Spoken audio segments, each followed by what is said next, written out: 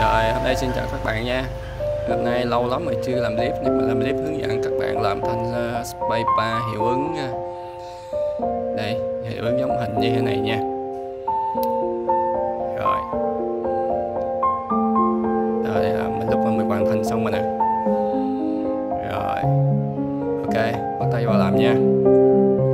Trước tiên á là không thể thiếu cái bước pha keo. Pha keo. Cái keo này mình sử dụng keo của Trường Thịnh nha, loại 31. Keo này pha theo tỷ lệ là 3A1B. Hôm nay mình đây chắc A là 66 thì chắc B sẽ là 22. Rồi, sau khi cân đo đong đếm xong thì bắt đầu mình khuấy đều 1 phút đến 2 phút cho nó hòa tan hết vào nhau. Sau khi hòa tan hết mình để vô máy hút chân không nha. Máy hút chân không, hút cho đến khi mà nó hết bọt thì thôi. Nếu các bạn mà không có máy hút chân không thì các bạn có thể không cần dùng đến nó. Sau khi pha keo xong các bạn để keo nghỉ khoảng 2 phút rồi các bạn bắt đầu làm nha, cho bột nó tan. Còn nếu mà bột khó tan mà mình dùng cái tăm tre mình lấy, còn này mình dùng máy hút chân không cho nhanh.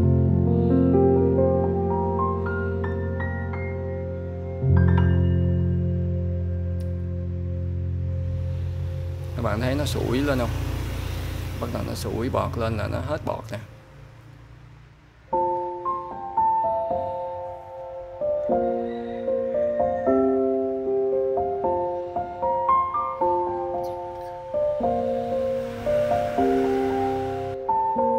Rồi, đây trong vắt luôn.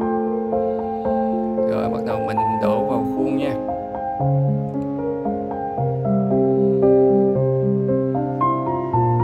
Các bạn chú ý là khi đổ keo vào khuôn thì không cần đổ đầy đâu nha. Tại lúc nữa tí nữa mình làm mình để cái khuôn trăng tim vô nữa cho nên tràn cái nhiều lắm. Lưng mặt thôi.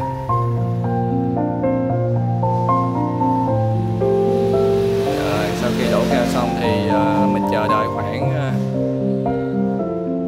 1 tiếng rưỡi đến 1 tiếng 15 phút đến 1 tiếng rưỡi thì mình mới nhỏ màu vô nha. Trong khi chờ đợi thì mình đổ cái keo vô khuôn trăng tim.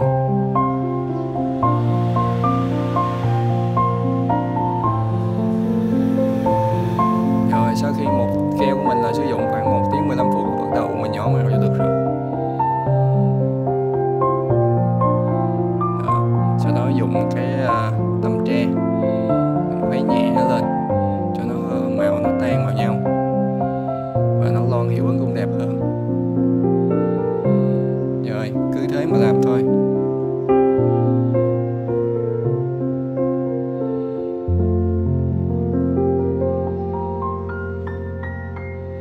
Khuấy nhẹ thôi nha các bạn, chứ đừng có khuấy mạnh nha. Khuấy mạnh là nó không có lon màu đâu, mà nó hòa vào keo luôn á, chứ nó không có nhiễu màu đâu.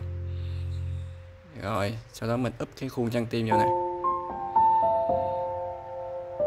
nhẹ nhàng thôi các bạn, chứ bạn đừng có nhấn mạnh quá keo nó tràn ra ngoài vậy. Đó, nhẹ nhàng chỉnh nó lại thôi, chỉnh cho ngay nha các bạn. Các bạn mà không chỉnh là nó bị lệch chân tim, khi thành phẩm nó sẽ bị lệch chân tim là gắn không có được đâu. Mình chỉnh sao cho cái cạnh của khuôn master với cạnh của khuôn tim nó song song với nhau là ok. 4 góc cũng bằng nhau luôn là ok.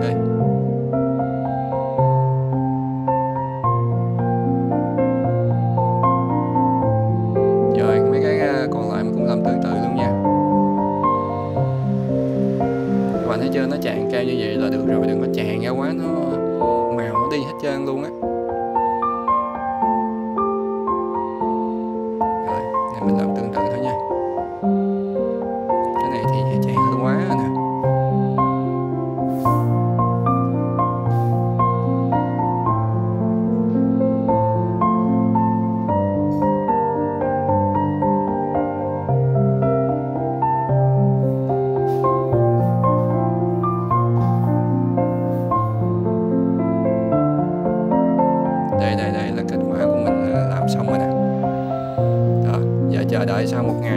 khuôn nha. Và sau 1 ngày thì đây là keo nó khô này các bạn. Giờ chỉ bóc ra coi thành quả thôi. Hồi hộp nhất là khúc này nè, thành bại nhất là khúc này nè. Đó, cái nào hư thì dục bỏ luôn.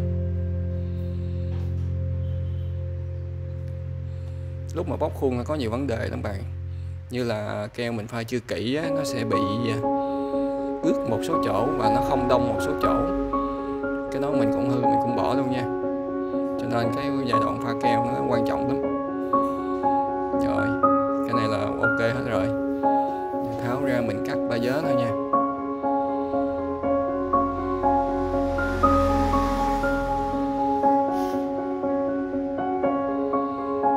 Cắt hết ba vớ.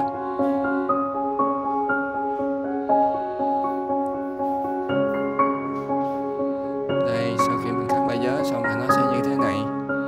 Các bạn thấy màu lên đẹp không? Nó nhiễu nấm xuống đẹp không? Người ta gọi là hình rong rêu hay hình nấm gì cũng được hết. Thấy hiệu ứng nó như vậy là ok nè. Các bạn mà nhỏ màu nhiều quá thì nó sẽ chìm xuống nhiều lắm, nó cũng không đẹp đâu. Để mình cắt xong thì nó có ba vớ như thế này thì cũng chưa xong đâu, mình phải đem đi mài nữa.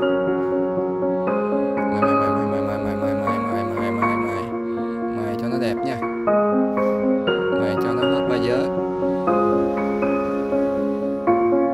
Đây, sau khi mình mài xong thì nó bằng phẳng liền mịn mén như da em bé mừ, lộn như da em bé. Rồi. Ok rồi đó các bạn, bây giờ mình lắp thử nha. Đấy. Cắt.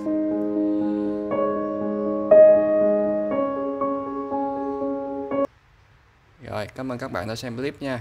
Bye bye.